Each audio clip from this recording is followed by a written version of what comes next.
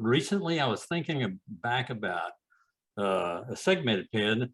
This is I call it a squiggly pen, and there's actually 4 different pieces of wood in it.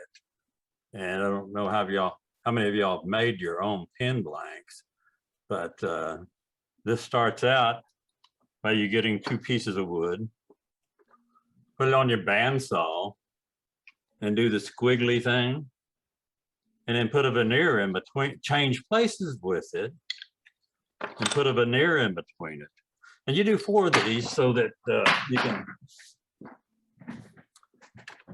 have 4 pieces of wood. And so, all right, we've cut it the first time, 2 of them the first time. Now we got these glued together. Can you Pick hold it up a those little up? bit. Pick it up a little bit. Oh, I'm sorry. There you go. And so these, you've already glued these together. Now you cut these squiggly and you change places with them again and put your veneer between there. This is an end results of one.